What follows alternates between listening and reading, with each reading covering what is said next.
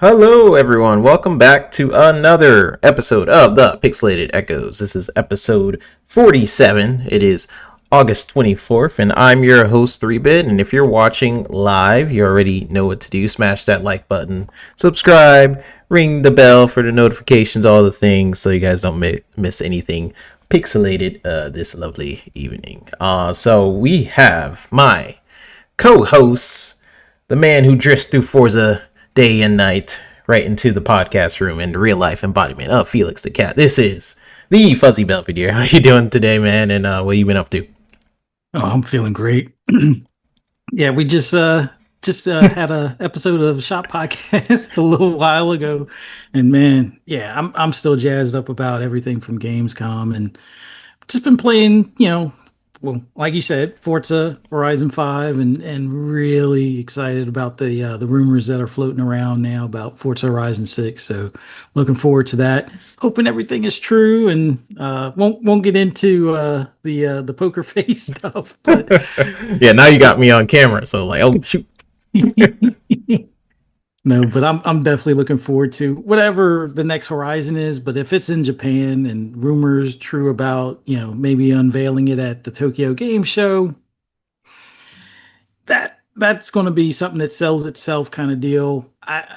If Keighley ignores it or blocks it from being Game of the Year again, then I say we riot. No, but in all seriousness, though, yeah, I'm looking forward to anything they have to say about it. But also been playing a lot of Division, still on that grind. They had a few updates that I'm looking forward to. We'll get into a little bit later as well, but that's one of my go-to games. That's my comfort game. And then for some reason, I fell back into Diablo again and having fun with it. Like I finally built a all lightning sorcerer. Or sorceress, I should say. The first one I built as a sorcerer was all fire, and that was in the early days, and it sucked because it didn't really do much damage, and it didn't really have that much defense or anything like that. They've since fixed those builds and things like that as far as certain buffs and whatnot. So it's a lot more viable now. But the lightning one is everything that I had hoped it to be, with enemies shocking each other and it bouncing back and forth, and lightning balls flying all over the place and bolts of lightning striking everything. It's like, yeah, I can actually take out the Helltide, even the Hellborn, all by myself now in like seconds. So yeah, I'm pretty happy. Yeah, I definitely got to revisit that one. It's been a minute. It's like I beat the game near the launch time, and those were the best cinematics I've seen in a game by far. Like, they always step it up with their cinematics, and I'm sure, like, does the newer content, do they introduce like cinematics, like newer cinematics? Yeah. Okay, yeah, I gotta check. Now they don't have as many like full on cutscene cinematics. They do have quite a bit, but not as much as the original game. But they do have a lot of in-game stuff, which is actually still pretty good itself. Like the in-game in-engine or whatever, like close-up perspective has been good. But yeah, their cinematics are like chef's kiss. Like, in all honesty, they could create like their own little show out of just the cutscenes. Not to say it would rival Arcane or anything like that, but they probably could hold their own in just the cutscenes itself. For sure. I think Blur Studio has handled some of them, at least in the past. I'm sure they've done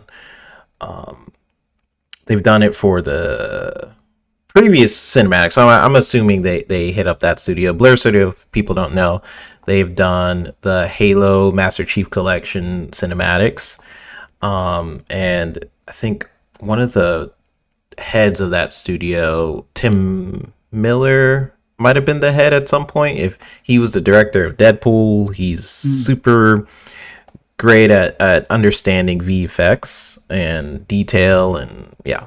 So I nerd out anytime I see anything animation related, because that's the world I live in.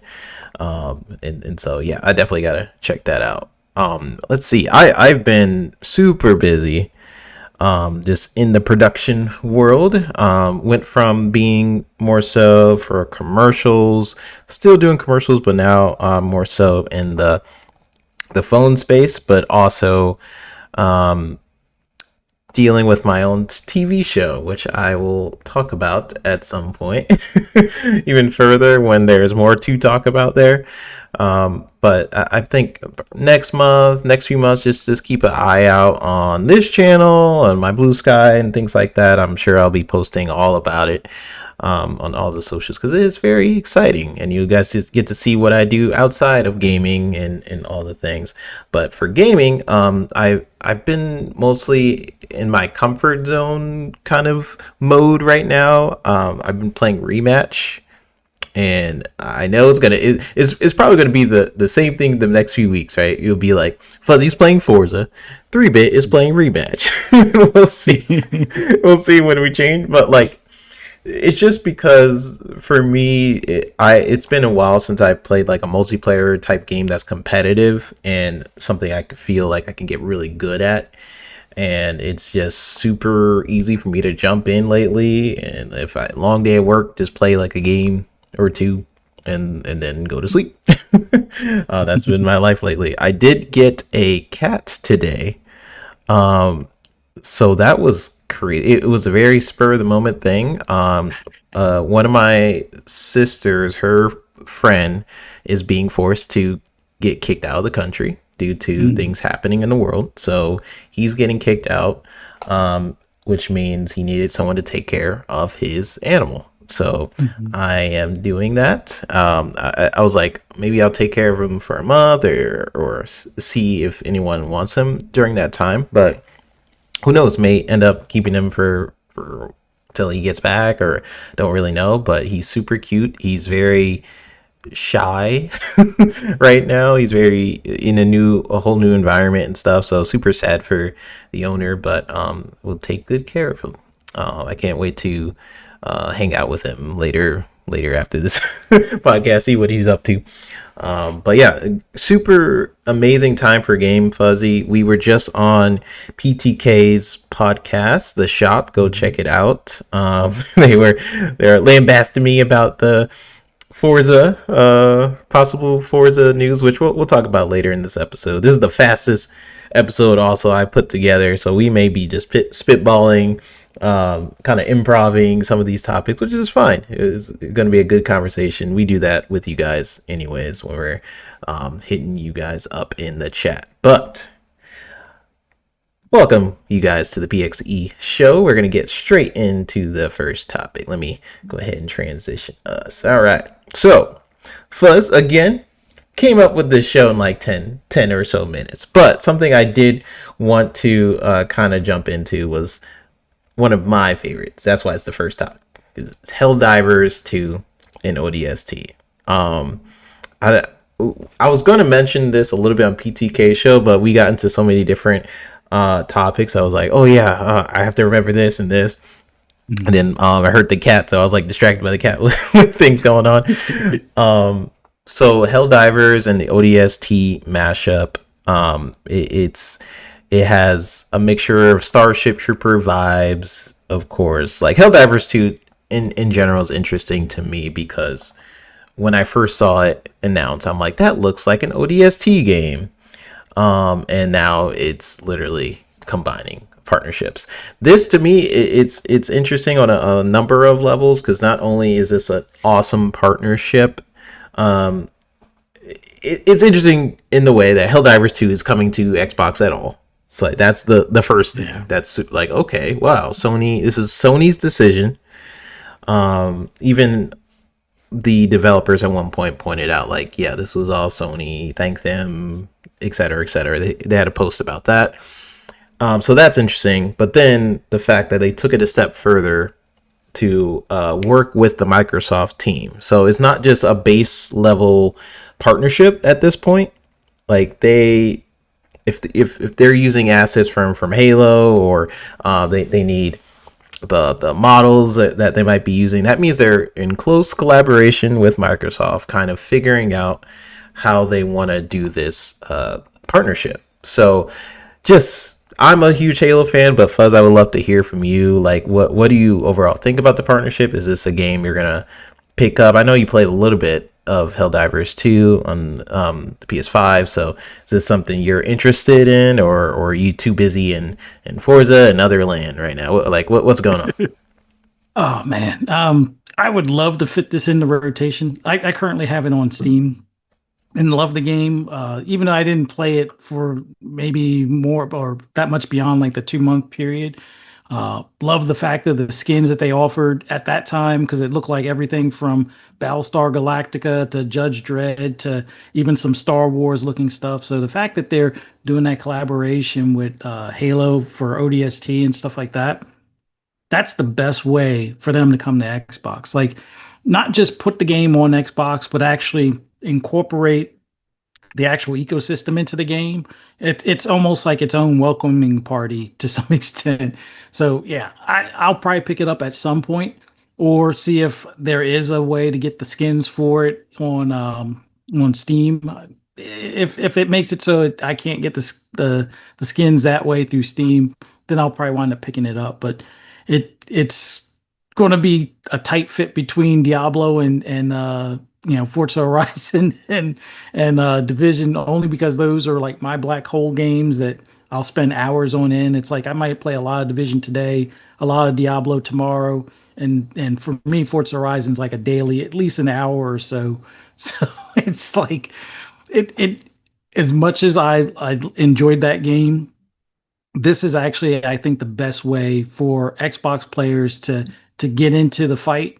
And I would say, even though I know that there's going to be some PlayStation guys that are going to try to do team kills because they were upset that this is coming to Xbox, but yet they were celebrating that, Forza Horizon came to PlayStation. Don't worry about them. They won't spoil the fun because there's a lot of PC players out there that could use our help. And there's some cool PlayStation cats out there that aren't going to be out there purposely team killing. Now, the fact that you can accidentally team kill, and a lot of times it can be an accident where you go to throw the stratagem where the big bug or the tall roach might be, and your partner might just be under the bug shooting it in its belly because that's where it's got the weakest armor, and you wind up killing both at the same time. So make sure you call out when you got the stratagem call or landing. Although I think the ground sometimes lights up of where it's going to land, but if you got the tall big bug above you, I don't know if you're going to see that mark on the ground. But yeah, it's awesome for them to do that collaboration. I wish more. Although I don't know if they could really do anything for Forza Horizon other than maybe have it where some of the costumes that you can wear as the drivers were like PlayStation characters. But I would love to see more collaborations, not just between Xbox and PlayStation, but even other collaborations. Like I know there was a Monster Hunter and for Horizon Forbidden West collaboration at some point. More games should do stuff like that. Like the probably the best one of recent was with Stellar Blade, and I keep on forgetting the name of that one game, but the one where you get an achievement for looking up the skirt. What was that? Dang. You're talking about shoot, Goddess of Victory, Nikki. No, I just know you have like the little. Was robot. it Nier or something? Yeah, Nier Automata. Yeah. Oh, okay. But funny. Yeah, that was an awesome collaboration. As far as, even though it's more of like a dress up kind of thing, but still, like, more games should do this type of stuff. And this is like a perfect example of like the lore of like with Halo and ODST and the way Helldivers is set up. Yeah, it's like a perfect match at that point. Yeah. And someone mentioned in the chat, RSJ fan, shout out to you guys, Lollipop Chainsaw. I know there was an achievement for that. Is it kind of similar to Lollipop Chainsaw? Look, yeah. That's funny. That is funny. No, I would also love to see more partnerships. Like, I think for a while I've been wanting to see Microsoft do their own sort of Smash Bros. To kind of celebrate their IP, because you have Nintendo out there celebrating their IP all the time. Sony constantly does it, whether it's through musical orchestras, or they'll have just different thing, like different movie mediums and stuff like that, celebrating their IP. I would love for Xbox to also do it, but this sort of cross partnership deal, I do hope happens with more games. Like I'm trying to think about what will be a cool IP. Maybe Gears of War and Punisher could be super dope.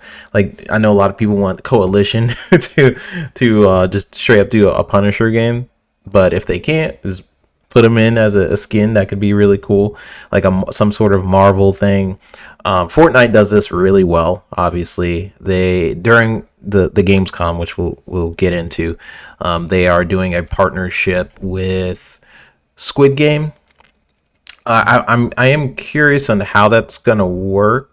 Like in the trailer, they have like the bridge and people like trying to mess them up on the side and things like that. It looks really fun. Like I know people sort of underestimate Fortnite sometimes, but it's at the top for a reason. Like in something that Epic does really well is their partnerships.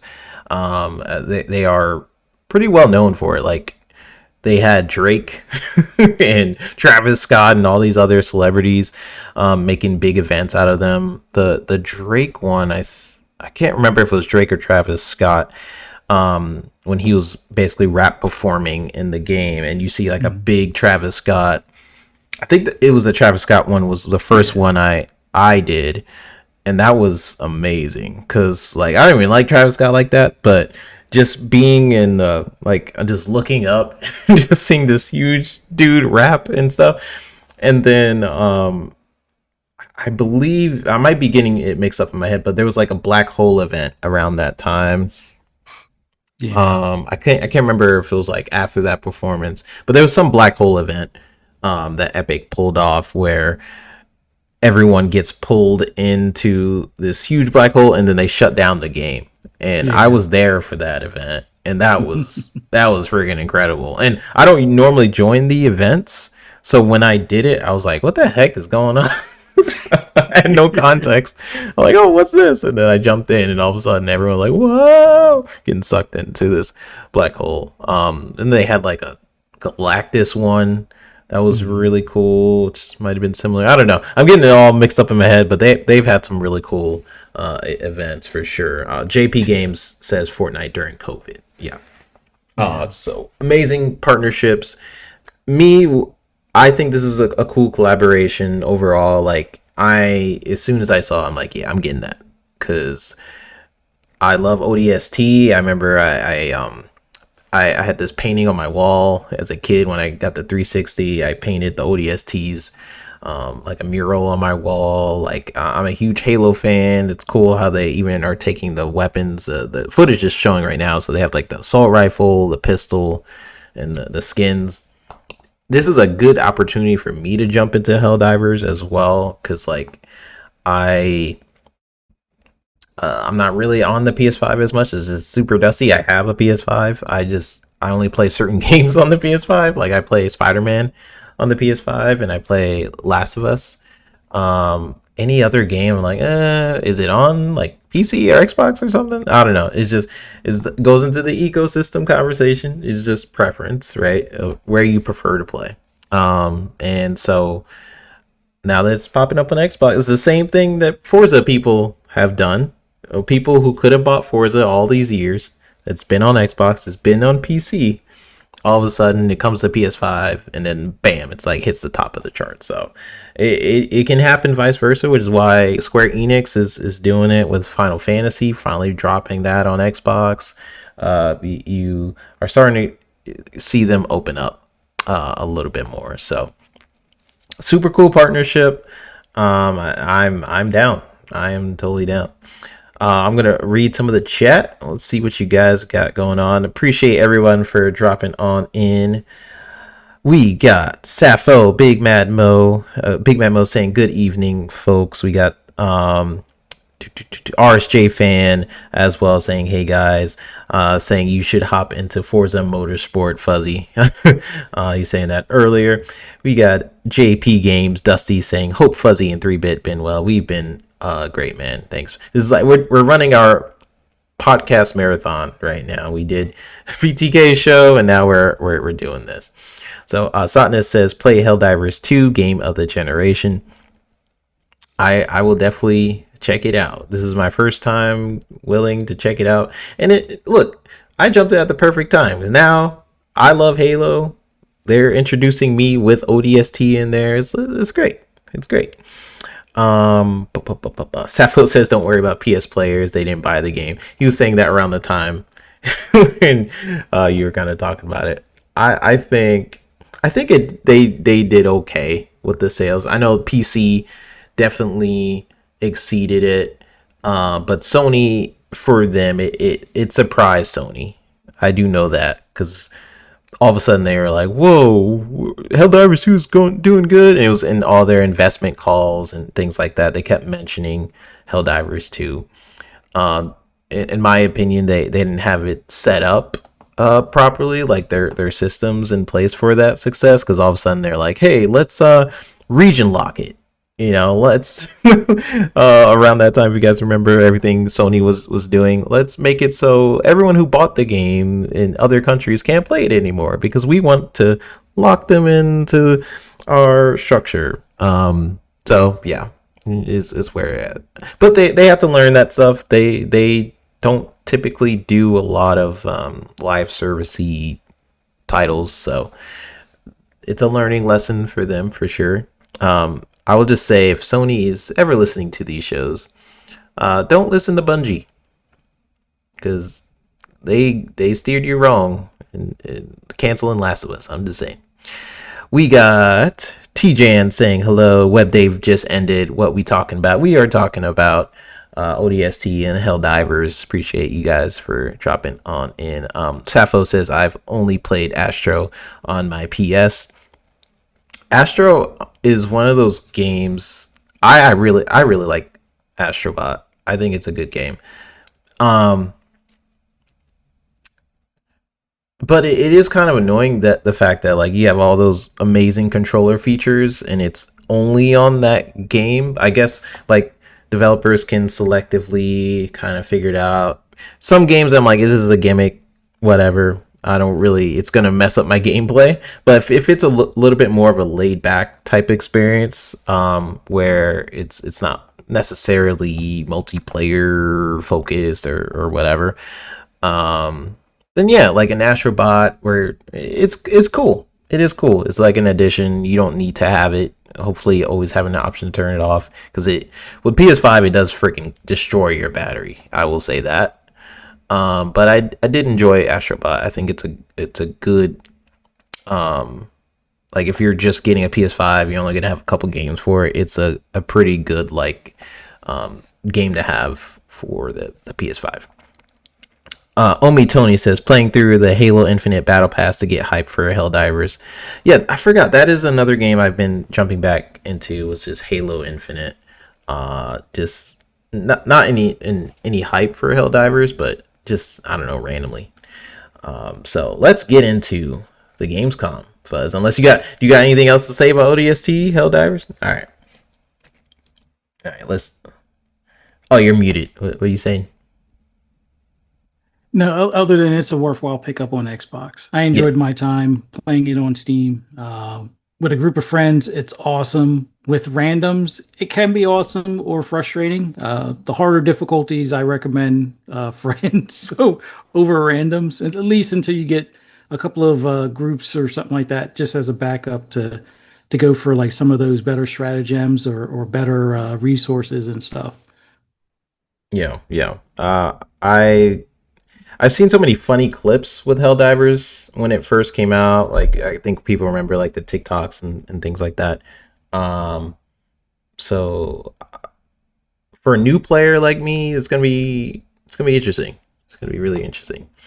So yeah, we're gonna jump straight into Gamescom 2025, and they had the One Night Live presentation. Then they had a lot of just so many different like silo interviews where like Blood of Dawnwalker, there was like a whole separate thing you could check out after the main show and see what the world building was for that game with like the Witcher style combat. And you had the ROG Ally X, where they were like on a stage kind of just discussing the different features, how they have really condensed windows onto the device and making that feel very cohesive. We had friggin' Lego Batman somehow making it into my top 3 of Gamescom. Like if we were to have like a Gamescom like pre, like what is your game of the show that's possibly going to be, Lego Batman was not up there, I'll say. So Gamescom definitely did that, which is friggin' awesome. So there's a lot of surprises in the show overall. Just kind of talk about like what your highlights overall was of Gamescom 2025. What stood out to you in general? Sci-fi horror. Chronos, even though it's got like a little bit of time travel, but Bloober Team, I've liked their stuff since the beginning, like the Blair Witch Project and even Medium. I know people mainly remember them for Silent Hill more recently, but I love their like being a smaller studio and punching above their weight class kind of thing. And Chronos looks like they're finally stepping into that like AAA space with the visuals and then the storytelling as far as how you're basically going back in time and getting certain, I guess, geniuses to help with, I guess, the corrupted future or whatever the case may be. But I love that concept. And then there's a game called Routine, which I think we saw like a year ago or so on like a ID at Xbox, or maybe it was a Dev Direct. I just remember it was listed then, and it's still listed as a coming to Game Pass day one kind of title. But the fact that you're going to have these robots basically hunting you in this compound that either you're supposed to escape or you're supposed to inspect or something and look for life signs. They're basically stalking you to kill you. So murder bots in a building kind of thing. I'm looking forward to that one as well. Just something about sci-fi horror that I kind of like. And then being into fighters, like as far as like Street Fighter and King of Fighters and things like that. Invincible Versus really looks awesome. The brutality, although you got plenty of brutality in Ninja Gaiden 4 and stuff like that, but just being able to punch somebody through the ground or pulverize them into ground beef kind of thing. Yeah, that looks like a fun time as far as a video game. And there were a bunch of other ones, but like some like one of the ones you brought up on the other show, I'm completely missed. So I now got to go back and rewatch some of this stuff. And I don't think I even wind up watching the Future Game Show, which had a few gems in there. But another big highlight, especially somebody that's grown to love like handheld gaming with my Steam Deck, which will probably be replaced with an Xbox Ally X at some point. Silksong. The fact that it's coming out this year, in fact, it's like what 10 days or something like that. Yep. Early September, in plenty of time before the Xbox Ally is released and stuff. And then even just the Xbox Ally being shown, like I think the big thing is they're doing a lot of things under the hood to make that feel more like a console. Yes, I know some people are still upset that it's an Xbox or not an Xbox, depending on who you talk to. But the fact that they're making it feel and function like a console, even though it's not playing the console games, but I think that's just a matter of time that they'll have to work out with third-party publishers down the road. But for all of those Play Anywhere titles, for all of those, dual entitlement games and things like that, there's more than 1,000 of them at launch. And they're going to start doing like the same certified for the Xbox Ally, just like the way the Steam Deck does, which will give you a good idea of which games are going to play best. Like there are going to be a ton of them that are certified, and then there are going to be ones like either not tested or are playable, but then the text is small. But those are sometimes things you can adjust in the menus as far as text are concerned and stuff like that. But overall, getting to see that device, didn't get an official price, but the leak price of 550 for the or 549 for the lesser expensive one, Mm-hmm. I that's below what even I was thinking. Like I was hoping it would be 600, but afraid that it might be 700 range. But that's kind of where the tech would cost. And then with the Xbox Ally X, I was hoping for 800, but 900 was kind of like where I expected it. I figured 1,000 might be the hard point that they push for, but we'll see. I know they delayed announcing the pricing. I'm hoping it's not like a PS5 situation because, all in all, the PS5, they've moved some of their production away from China, Yep. but they're still getting penalized for using stuff that's not made here in the States, which who knows when they'll have things ramped up to do so. So I'm hoping we don't see similar penalties on these PC handhelds, which I think PCs were supposed to be somewhat excluded at one point from some of those fines or penalties or Oh, yeah. tariffs or whatever you want to call them, kind of thing. But we'll see how all that works out. But if the leak pricing is accurate and it winds up being the case come release date, that 550 is a hell of a deal. Yes, it's expensive. Yes, it's as much as a full, bore Xbox Series X. But I think for the portability aspect, you can still connect it to a TV. It's still going to be on par or better than what a Series S is, as far as performance wise. I think it's a heck of a value for anybody that's been tempted to dip their toe into the PC space or wants something that's a blur between PC and console. That's like a perfect device. But there are so many games. The devices were cool. I was hoping for an Elite 3, but we'll get it sometime after the next gen console probably. So we'll Yeah. see. But yeah, there were so many games that were cool. Some ones that I missed that you guys had made mention. And then another shout out, I have to give Boom a shout out as well because I know he was really excited for this one. The He-Man side scroll beat 'em up. Oh, Like yep. That we disappeared on the screen. we need more games like that. Sure, yes, I know I'm a child of the 70s and 80s, but it's like to have those style of games. Like I'm still waiting for the Toxic Avenger one that I got to play at the Mahoning movie theater like a year or so ago. I'm waiting for that to re-release. I think there's also a Silent J or Bob or Silent Bob and Jay or Jay and Silent Bob. I can't even talk now. A game that's supposed to be coming out, and there's so many other side scroll beat 'em ups that we need. Like I love seeing these types of games make a resurgence, like the retro aspects of them, the cool graphics that we get for them now. Yeah, we need more of them, and like I said, being into handhelds, which I got my Steam Deck sitting up here.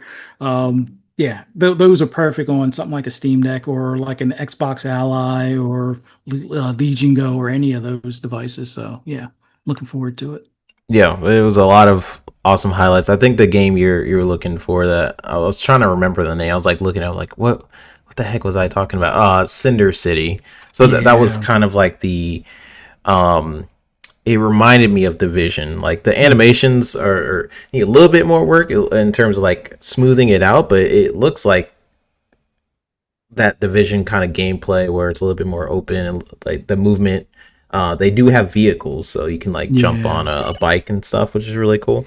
But yeah, that seemed pretty sick. We got Derek Johnson subscribing. Appreciate you guys. Of course, I got to shout out Web Dave, who is sending all the viewers up in here 105, which might be a record. This might be a record for us. So I appreciate everybody for dropping on in. 105 people.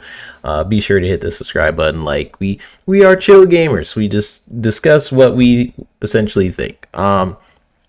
So something I wanted to bring up, Fuzz. You mentioned something, and maybe this is a question to the viewers too.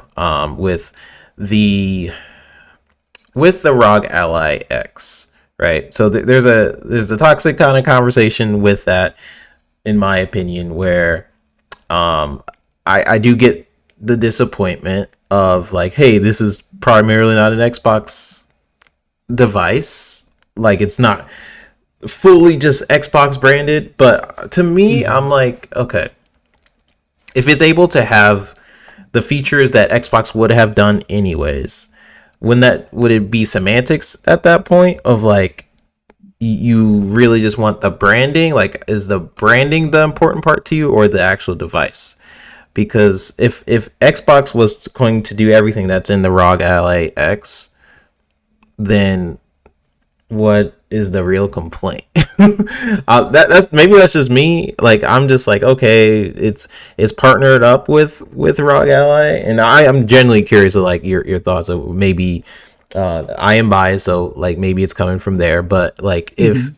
if I would say the same if Sony had a partnership with another manufacturer that primarily does handhelds, um, and I'm like, okay, well, cool. What is the device? Like, oh, nice. Instead, we get something like the Portal, which is not something I'm vibing with, and that is an official device. What I'm kind of looking for as a as someone who's newer to handhelds, or I Mhm. want to be a part of that of handhelds because I'm just interested. I don't Yeah. have a Steam Deck. I don't have any of that. I kind of game on PC now and then, but for the most part, I am looking for my next handheld device to kind of jump into.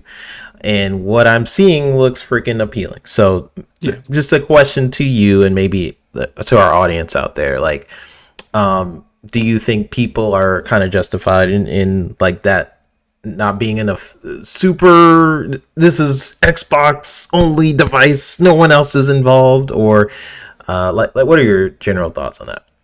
Oh, I know there was rumors that they had shelved the Xbox handheld, and there might be a good reason for them doing so. Although I think they will eventually make one down the road, but I think this is a good can't speak case study in making a handheld.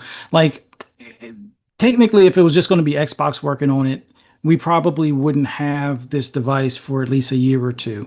And it might be closer to a dated chipset than this one is. This one is for at least for a handheld device, cutting edge. This is the latest and greatest of what you can get from AMD in a portable device kind of deal. Uh, Considering thermals and stuff, maybe not quite what you can get in a laptop, but this is definitely on the bleeding edge of new and better future proofing kind of stuff. But if Xbox were to make it, expect a 2 year delay before it's released. It might wind up being this same chipset, which by the time it comes out in 2 years would seem dated to other handhelds. Sure, it might be cheaper.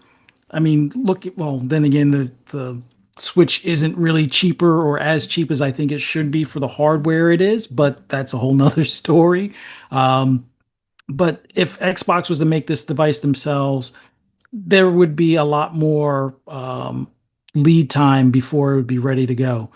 By them kind of basing this off of the ROG Ally and then making it more ergonomic. And it wasn't just that they put the little controller hand pieces, which I don't know if anybody really caught the shots across the bow to the Portal where they made mention of about just cutting the controller in half and sticking it on a screen. It's not that, because if you do that, when you have the controller in hand, your hands are going to be kind of like this, and you spread it out, and now you got your elbows further apart. So they kind of counter turned it a bit, so it keeps your elbows in like about the same comfortable position when you're holding this device and looking at the screen. So there was time and effort put into the ergonomics of it, and having it where even though Jason Ronald is a wizard when it comes to design and packaging for a console device, having some of the thermal knowledge as far as what ROG has already done and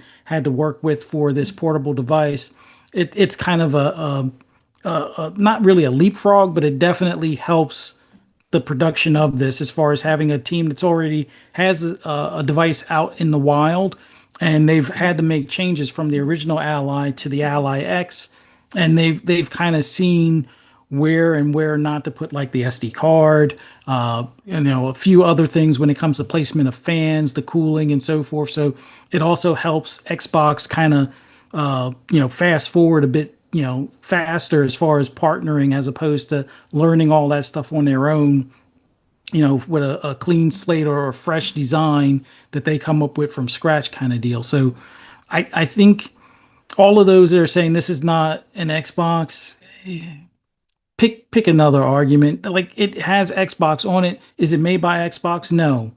In the future, could we see other, partnered parties make an Xbox console? And we've talked about this even before the series consoles, that could be a thing, almost like the Alienware, Steam box things that were, made years ago. That's kind of been a floated idea, but I think this device, all in all, because the UI is going to feel like Xbox, because you're using the Xbox storefront more so the PC one as opposed to the console one. Just keep in mind, this company is trying to blur the lines between those two stores, and more as time goes on, especially by the time we get to next generation, they probably will be blurred or integrated to the point where, hey, this will probably be able to emulate the console games if it's not able to play them natively.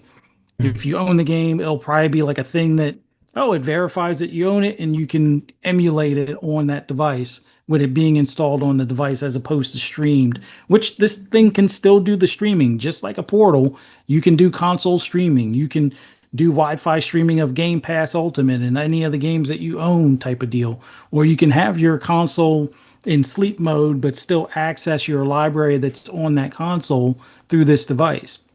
So it has a lot of leeway, or options as far as how you play games. So that's the thing to me that makes it an Xbox, especially when your progress carries over. The fact that Xbox doesn't charge for your saves or it's not locked behind a paywall is huge. And knowing that if you, let's say you play Starfield on your Series X or your Series S, and then you're going on a trip and you don't want to take your Series X on the road, or even your Series S for that matter. Yeah, I know they have that little X screen thing that they released a while ago, but you can, if you have this device, you can sync up via Wi-Fi your saves, have the game installed natively. Sure, you're playing the PC version, but it's the same game, the same save, the same progress. I've done it a hundred times. Like when I had those five games that I was playing simultaneously with Mm-hmm. different things. Two of them were modded PC versions that I could still play on the console, modded, before they even opened up the mod store. So it's the same game. It's just that on PC, yes, it can be modded. You can have different skins. You can have lightsabers as opposed to, other melee items Yeah, and yeah. things like that. So Become a stormtrooper. yeah. So this device, I think, will open a lot of doors for console only gamers and not overwhelm them with the PC, nuance of updates. It's not as bad as a lot of people think. The updates, if you stay on top of them, just like the updates for your console, it's no big deal. You don't have to always download drivers. Usually, you start downloading drivers at year 3 or 4 of your video card, depending on the types of games or depending on the type of video card. Less so on NVIDIA than AMD. But then again, AMD doesn't put out as many drivers as NVIDIA. Yeah. But all in all, this is a great device, whether it's made by ROG or Asus, or if it was Legion or Lenovo or MSI. That's less, of an issue because these same companies make PCs or laptops that Windows is installed on, and they're part of the OEM crowd where, yeah, if you want a Windows PC, you can go to MSI or you can go to Asus or you can go to Lenovo and get one of those. So I'm not going to get hung up on, oh, it's not made by Xbox. Well, it's sure got a lot of Xbox engineering and software on it. So I don't know. I think that makes it enough of an Xbox.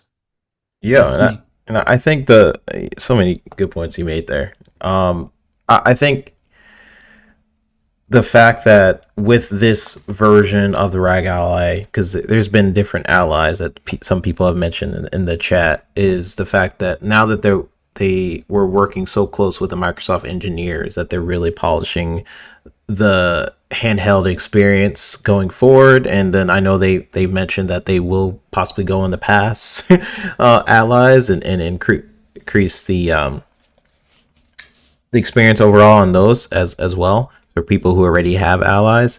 Poison Maniac mentions Xbox console library not available on the Asus Ally, and Ally X is the main thing I see, which is a valid criticism, but should get there. And then he mentions later on with Dusty, shout out to JP Games Dusty saying it's a handheld gaming PC. Let folks cry about it. New consoles coming anyway. And then Poison finishes that up with Microsoft is pushing the Play Anywhere narrative that includes PC and handheld PCs. So when I think about what Xbox is doing, and then it feels weird for people to complain about it when they are kind of in the forefront. It's kind of like, it's always interesting when people have so many standards and stuff for one company but not others, because when you really see what Xbox is doing compared to Nintendo or Sony, Xbox is in the forefront for backwards compatibility. So like when you really think about where your games are going and having that sort of security of that your games will, from where you buy it to the future on future devices, like if you were to think about the three platforms being Xbox, Nintendo, and Sony, I would feel more secure with Xbox because their vision is to bring your library forward.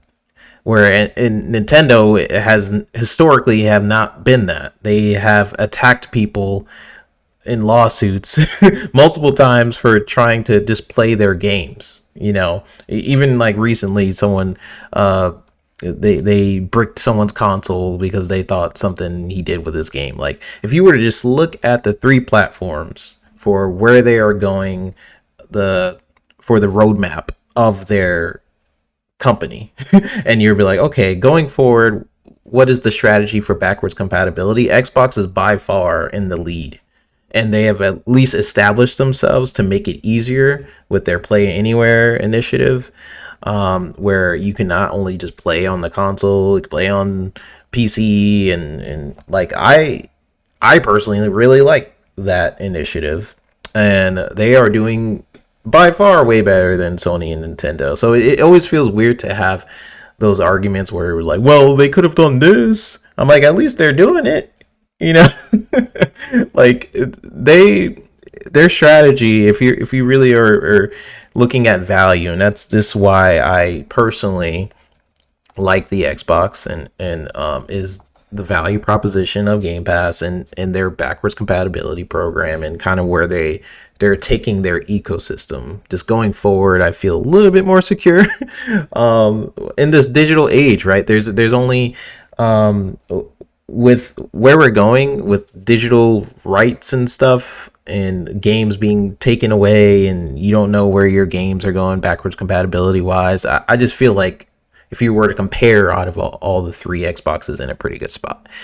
So that's how I kind of look at it. I think in terms of all the backlash online about it just feels kind of forced and weird when it reminds me of like the feedback that journalists would give for the Portal, giving it higher scores than the Steam Deck, even though in its essence of what a Portal is relies on another console rather than being its own thing. It's just like the media sometimes can feel very disingenuous.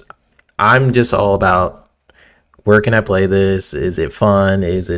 Can I pick it up on different devices? Because now I'm starting to get to an age, I guess, where I think I want to take my things on the go. I want to play it in different spots. I want to play in the living room. Can I play before bedtime?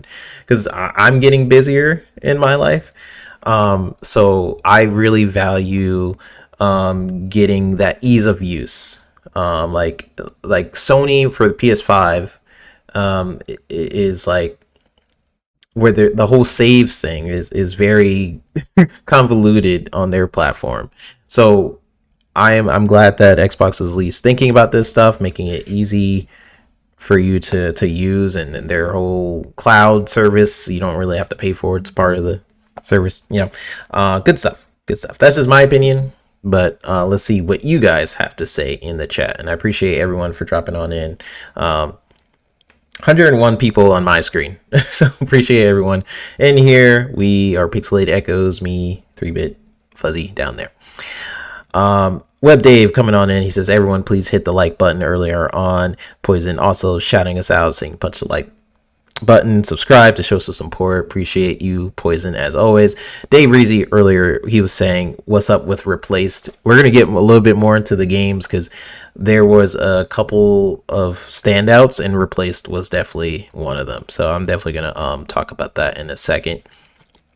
We have Prince Green kind of talking about, no, the important part is access to Xbox made games, not PC versions of those Xbox games. That's a problem that people have, and that's completely valid. I'm just saying, like, in terms of like access to those games. But yeah, you're right. Like, I think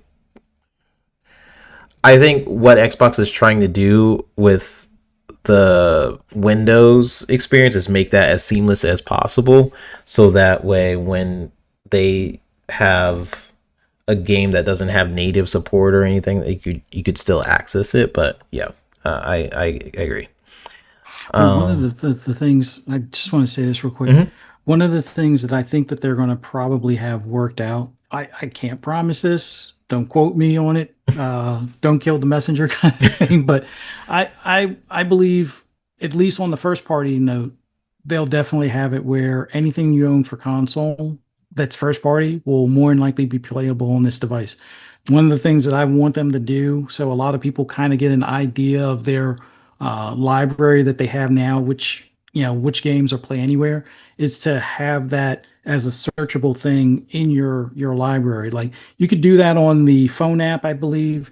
You can do that on their website. You can do that on the PC app, but it's not on the console just yet. And I think that's where a lot of us that are on console need to see it. Because if you have, let's say you have 600 games right now, and you find out 500 of them are already play anywhere, you won't have much to worry about. Now, if some of your favorites are the 100 that are left out of that, I can understand. But I think there's a lot of people that would be surprised of how many play anywhere games, especially any titles that you bought within the last 3 years. And then quite a few, especially first party, that have been within the last 5 or and 6. Final Fantasy VII is going to be Xbox Play Anywhere as well. Yeah. So they have a lot of partners that are like that.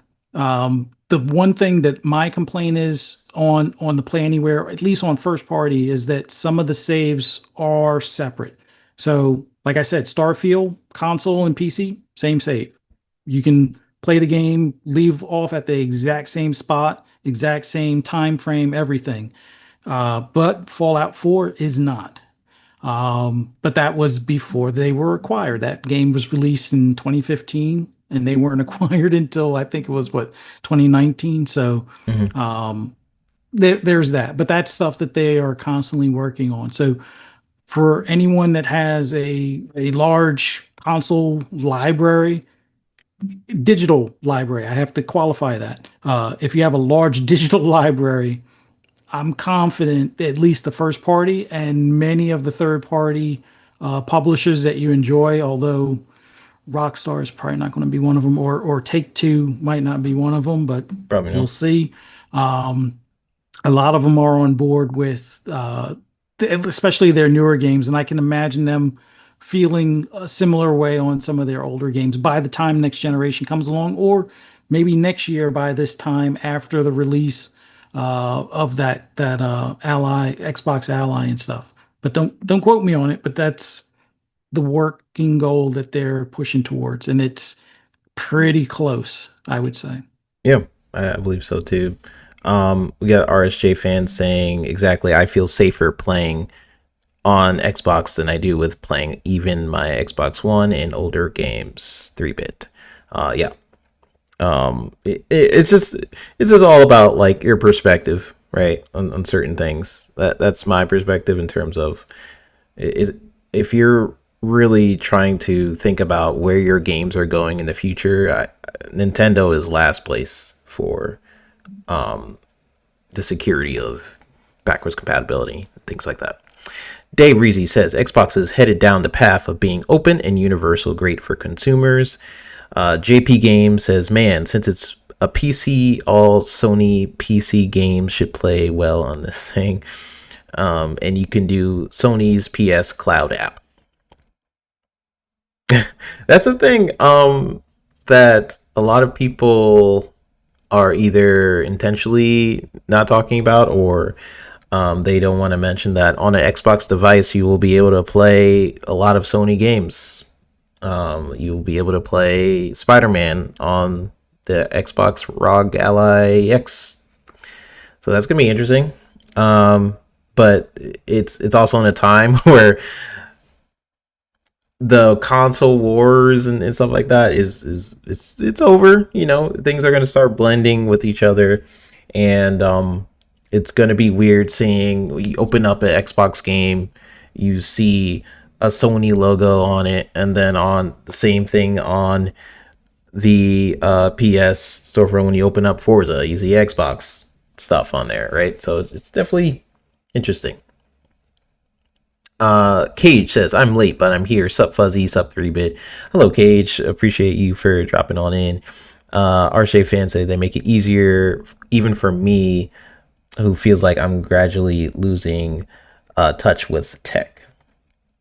Yeah, 100%. 100%. Read a few more, and then we'll get into the conversation about some of the games that did appear there, because Gamescom had a ton of awesome games, and I kind of want to jump into that conversation. So JP Game says I need replays. GNTL Stone says somehow Shinobi is not play anywhere. Yeah, so there's a few games that definitely need to be added to that program, but I think they had a pretty big batch at one point. They're like, here, just today, here's like 1,000 games or something like that. So they're probably going to continue to just have batches of games added to that program, especially when adding support of handheld devices and things like that in the future. All right, so Fuzz, let's talk about some of the games that was there.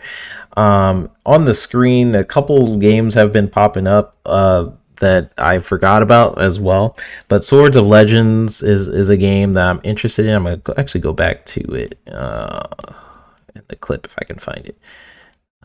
Sonic. Okay, here it is.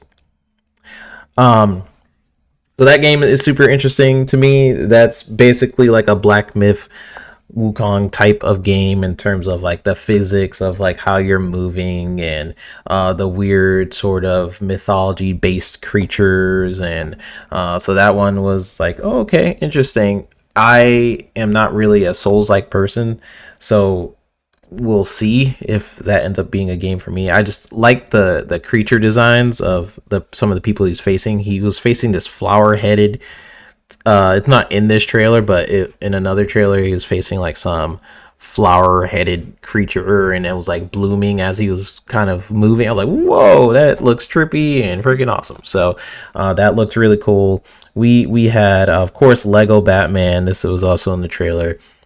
Freaking surprised the heck out of me. We kind of talked about it earlier in the show. Lego Batman is one of my games of the show, I think, just because it really surprised me. The combat looks really fun, the driving looks really fun. It's basically Arkham, and I love Arkham, so that's all they need to do. Put Arkham, give me another Batman game. We just got it in a Lego toy format, so I mean, I'm fine with that, I guess. And no, it looked really cool, and we were kind of talking about on PTK show of like Rocksteady and their past of like probably being forced to work on Suicide Squad and things like that. I liked Suicide Squad, not a lot of people did. I think the media really wanted a Batman game, and they were surprised, like, what, this is not a Batman game? And then it's like they also didn't read the title that says "Kill the Justice League." Like, what do you mean we have to kill the Justice League? Like, what you mean we have to kill the Justice League? Like, yeah, it's in the title. It's like ridiculous to me, that whole thing on the Suicide Squad was ridiculous. You could hate the game, but I just feel like the media was punishing it for being something it clearly wasn't trying to be. But we finally are getting like sort of an Arkham game type game with Lego Batman that looked incredible. Shenmue 3 was announced to be popping up on other platforms. I think it was an exclusive to Sony for quite a bit. I love Shenmue. I haven't played Shenmue 3 at all. I heard a lot of people was like, this sucks, this is awful, and whatever. But here's the thing, I'm still gonna try it. Shenmue, I'm a huge Shenmue fan, so I've been wanting to play Shenmue 3 as someone who's played the heck out of the second one. The first one was a little too old. Like, if you guys go back to Shenmue 2, it's a little, it is old, right? The dialogue sounds like it was like they did it with like kind of like this, like the dialogue's really muffled, and then I feel like it did age pretty well. There's certain mechanics in Shenmue that I feel like age really well. So I'm looking forward to that. But my top three, people already mentioned in chat, replaced. I've been waiting for The Last Night for so long, and it got replaced by Replaced. So now I'm waiting for Replaced. The gameplay looks amazing. The cinematic views of like the camera. They showed like gameplay snippets where he's beating up this guard and the camera kind of pans around to the environment, and you could tell it's 2D, like they're 2D, but the environment's 3D. Looks beautiful, like a beautiful looking game. The combat is very Arkham-esque, which I'm always down for. And lastly, because I want to hear which games you were really interested in, the Blood of Dawnwalker to me looked super cool. I've been waiting for a vampire type game, and I feel like this could be the pivot point for other vampire games, because we have Blade coming up. There was a couple other Blood was it Blood Rain? I don't know. There's a couple of vampire games that are kind of out there right now, and I love vampires. I love vampire lore and things like that, so I'm like, heck yeah. There hasn't been a lot of good vampire games. I was always hoping the Blood Rain series back in the day was one of them, but really I like the idea of Blood Rain, but I never actually liked the game. I was like, ooh, yeah, that's cool, yeah. And then I played the game, and I'm like, this is kind of bad, but yeah. So I'm hoping this could be that game. It has this Witcher aesthetic with its environments. There's like cool kind of features, like at nighttime. You were able to kind of like walk up buildings and stuff, where like straight up just start walking up the building, which is a really cool feature. Oh, and speaking of, Bloodlines 2 disappeared on the screen. So thank you. Good timing, world. So yeah, super looking forward to Lego Batman, Blood of the Dawnwalker replace. Of course, there was a bunch of other games. There was a future game show, which me and Fuzzy have not watched yet, but we will check it out. So just thoughts on your top three games that you've seen at the Gamescom 2025. Well, I got my top three, but there are so many like honorable mentions, and like you said, the Dawn was it the Blood of Dawnwalker? Blood of the Dawnwalker. I think they even have like a mechanic where you have to like save your family in 30 minutes or something like that. Like within the 30 minutes of the game or something along those lines, or is it 30 hours? I forget. But they have it where it's like it has a timer. So I can imagine a lot of people are going to be frustrated playing a couple of playthroughs just to get that time perfectly. Like the first playthrough might not work out depending on the difficulty level, but that one's definitely up there. But the ones for me that stood out, because I'm kind of on this sci-fi kick still, and I didn't see as much of the sci-fi, like just space related games that I wanted to see. I mean, The Expanse was pretty cool. Looking forward to that. Still waiting to see when we'll get that Squadron 44, I believe it is, but that's I'm not holding my breath on that one. That's Star Citizen's single player thing that, that's it'll be released some point before I'm in the grave, I guess. But for Gamescom, the main ones that stood out for me was Chronos, uh, Love Blubber. I was about to say Blubber Team, Bloober Team. Everything from like the Blair Witch Project to Medium, and even what they did with Silent Hill. I just love their I guess you could say glow up to some extent. As far as each game, you can see the growth of the studio and their polish getting better with each game. So looking forward to the time travel. Go back and get certain genius minds of the past to help the falling apart future, I guess, kind of thing. Very interesting concept. Looking forward to that one. But there's also Routine, which I think we saw like on an ID at Xbox a while ago. I basically think of murder bots hunting you in a compound, and I'm not sure if you're supposed to be looking for signs of life or you're just trying to get the heck up out of there. But you Mm. got robots basically hunting you in this building or in this compound area. So definitely want to see more of that. And then Invincible Versus, just because I'm Oh on yeah. a big fighter kick as well, between Street Fighter 6 as well as King of Fighters. Um, yeah, it's cool to see that you can basically beat somebody into ground beef kind of thing. But those stood out. But there's also Silk Song. Like we could have, you could have ended Gamescom right there. Silk Song's got a release date. It's coming out in like 10 days or something. Mm, So crazy. that's huge. Um, there's also, like you said, Replace. That one is it's definitely fitting the bill for the last night for right now. Although I think Tim Sword, I think is his name. He's still working on it. He's still Ozzy? Okay, uh, okay.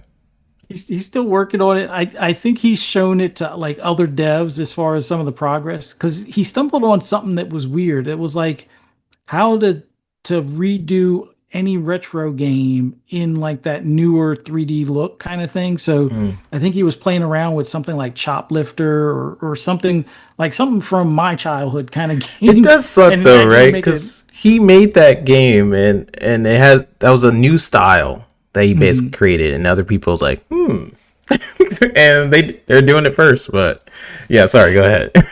Yeah, he definitely stumbled onto something on how to make that like as like almost like a game engine. So he could be the next retro game engine developer and never release the last night. I guess that would be at least a partial win, but I'm still looking forward to the last night. But Replaced, I didn't expect them to have, like the Batman Arkham combat kind of deal.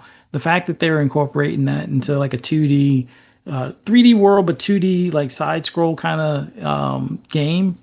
I'm looking forward to that one.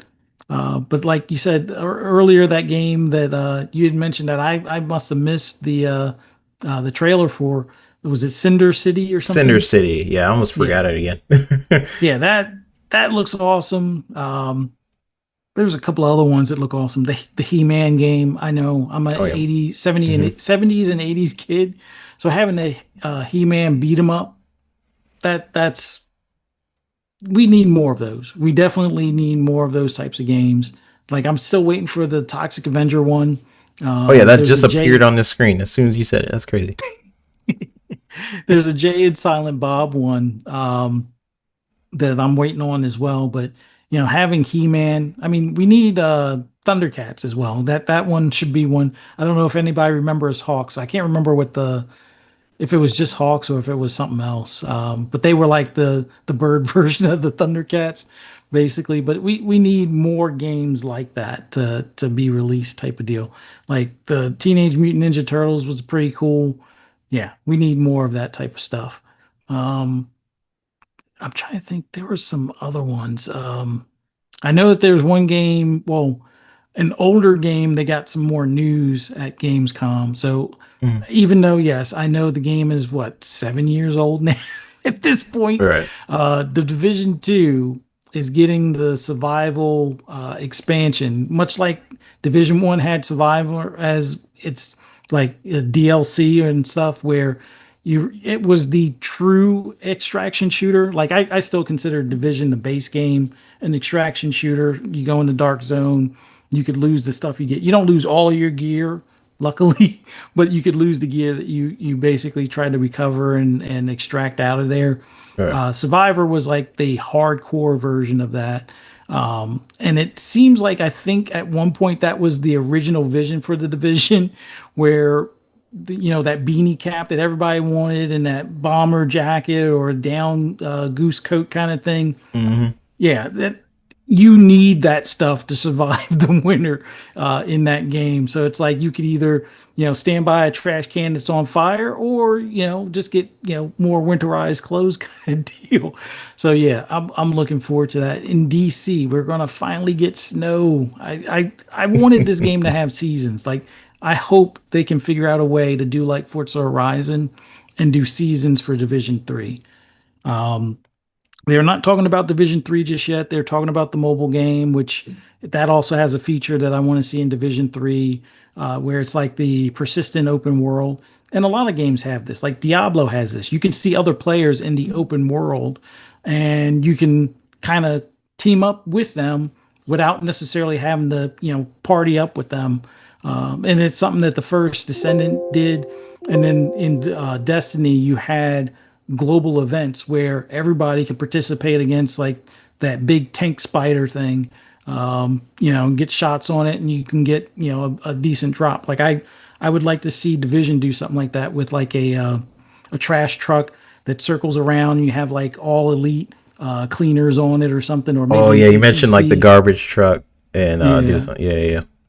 Or have like the APC with all like the LMB or Black Tusk, hop out of it and you got to fight them kind of thing. Like I'm hoping they do some cool stuff like that in Division 3, but just the fact that we're getting the Survivor DLC for it, and I believe it's a free add-on, so no extra charge like it was with the first Division.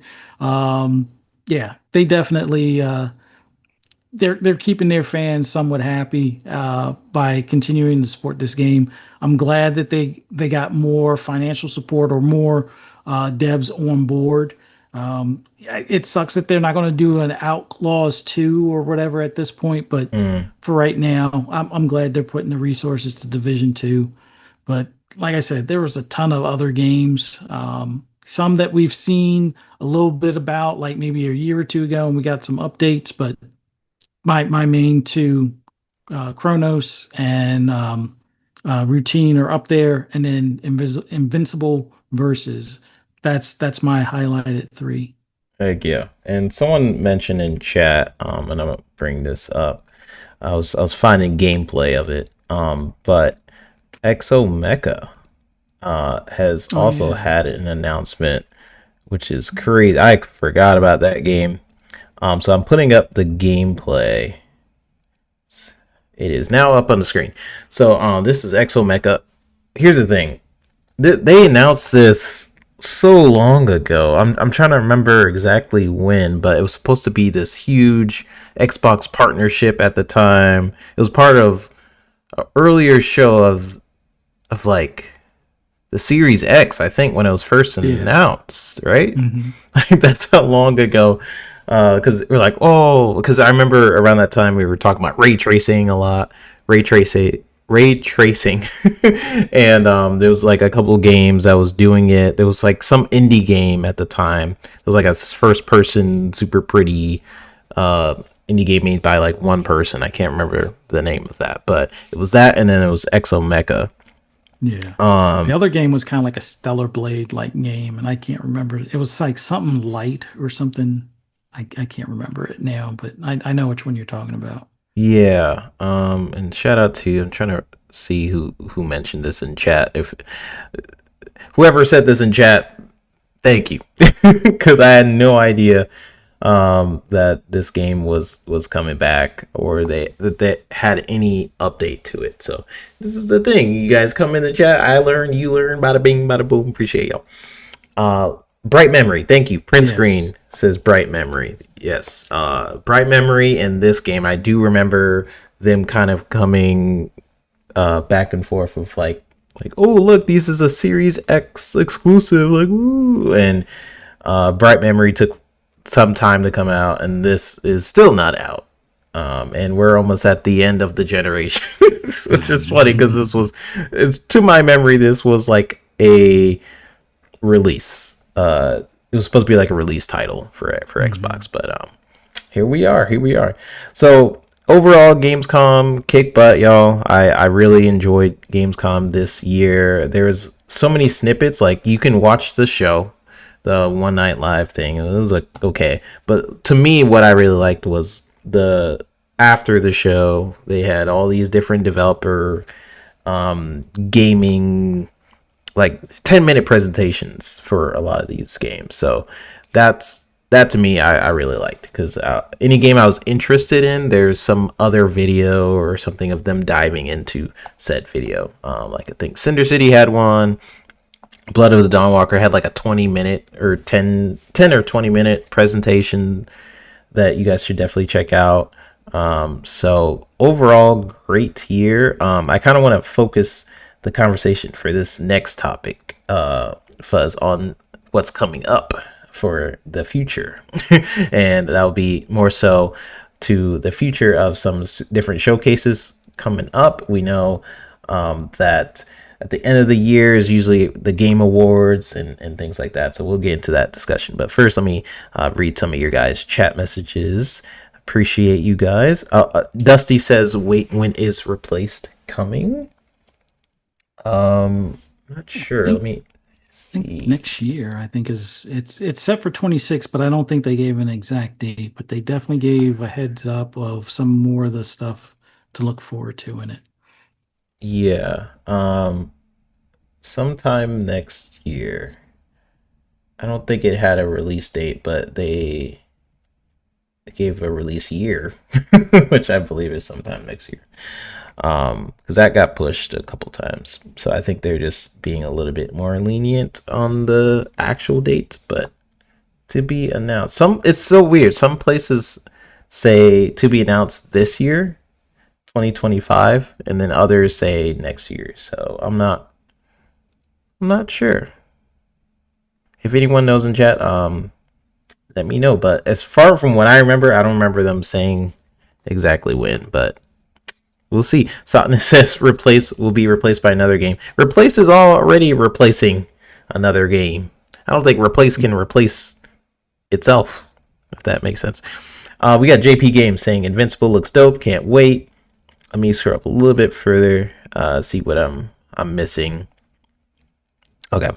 The blue one says, I wonder if the He-Man beat 'em up gonna be online co-op.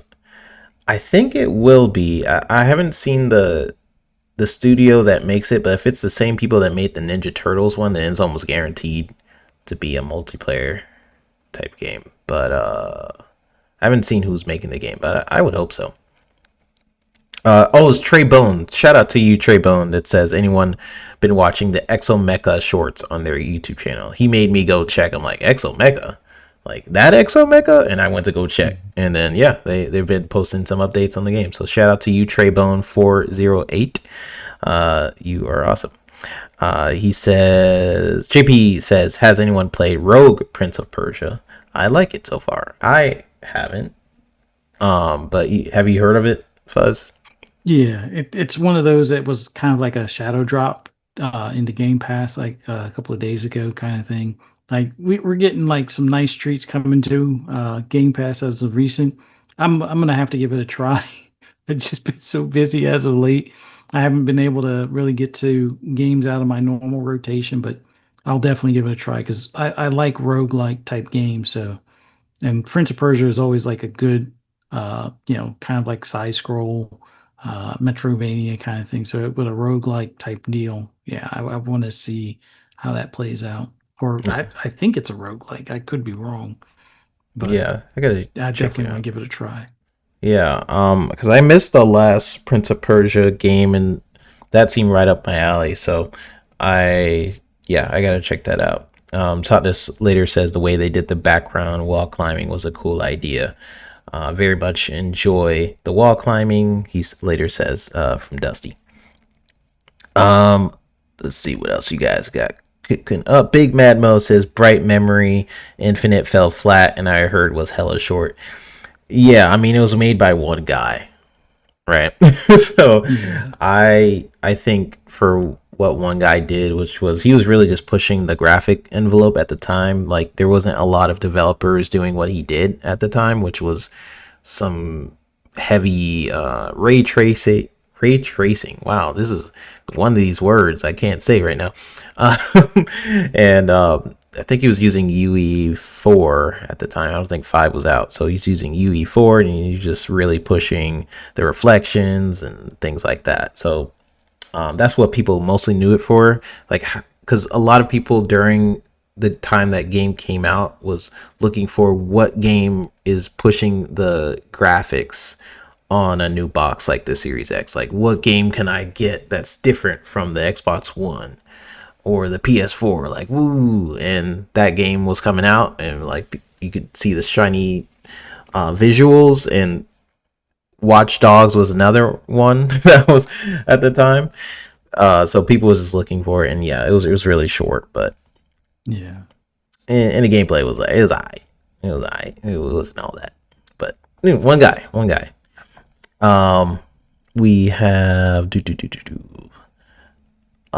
Dusty and Poison. Well, Poison says replace is in that Silk Song realm. Then Dusty says, I was about to say earlier, replaced is the new Silk Song.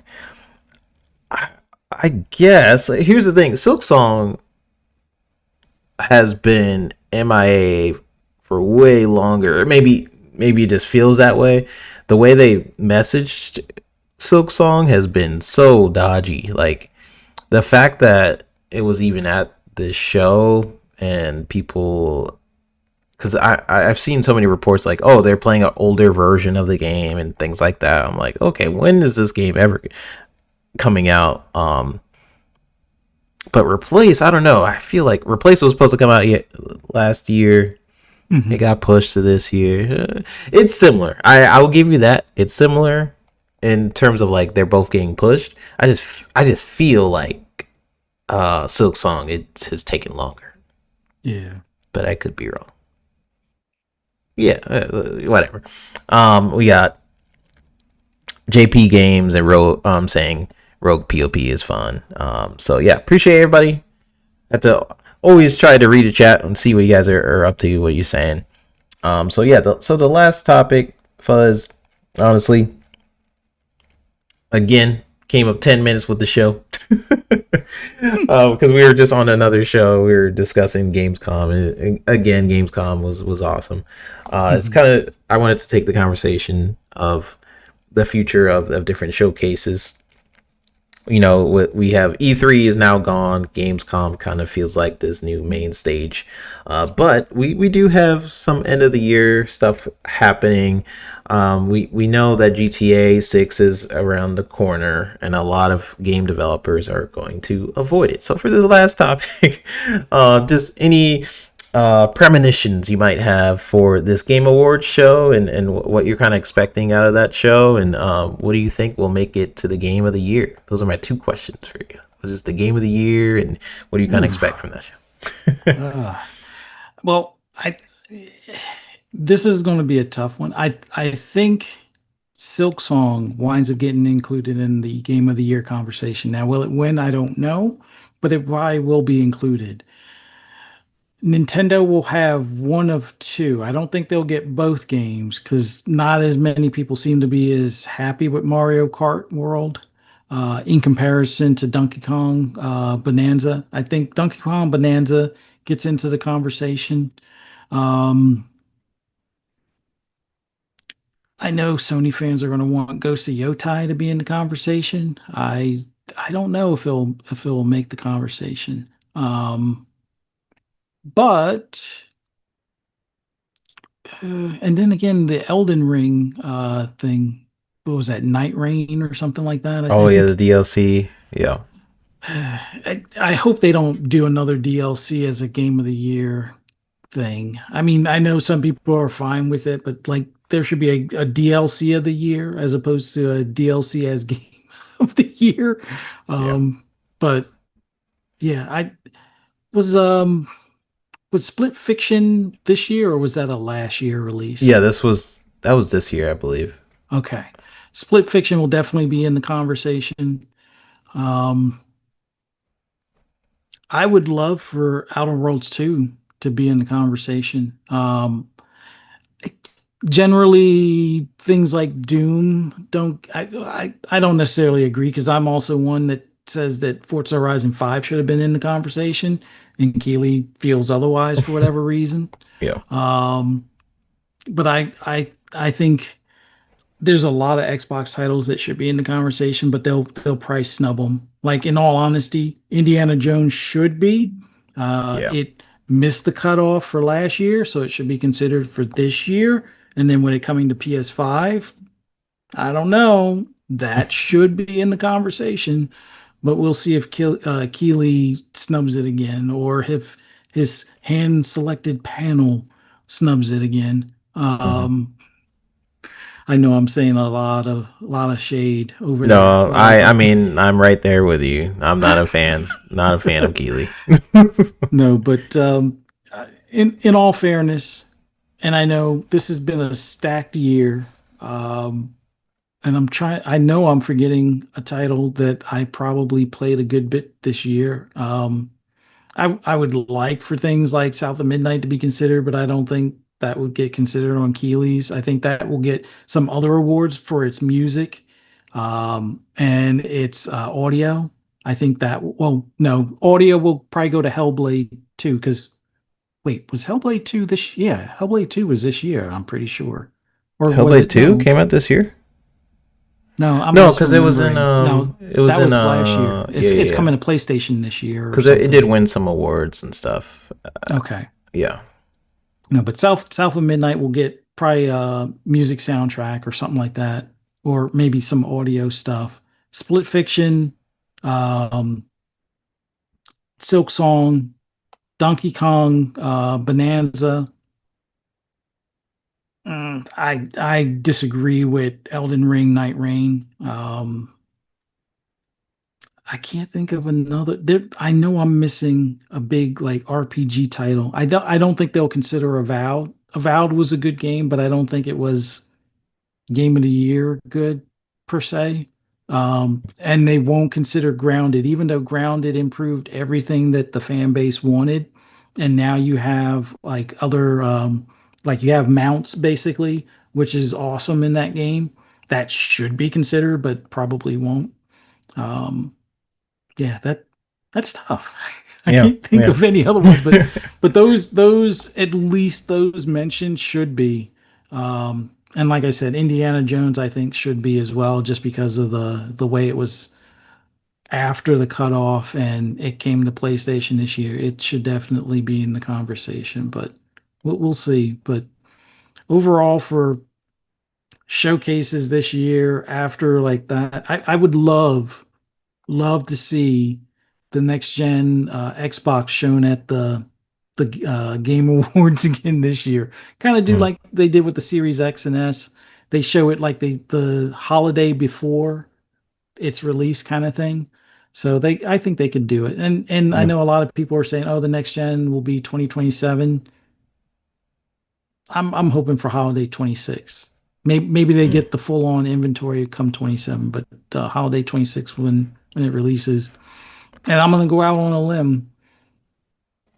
GTA 6 is not going to be as successful as GTA 5. It's going to sell a Mm. boatload of copies. Okay. Like Okay. it's going like I think GTA 5 sold 175 mil or so. It's like Hmm. one of the top selling It's games insane. ever kind of thing. Hmm.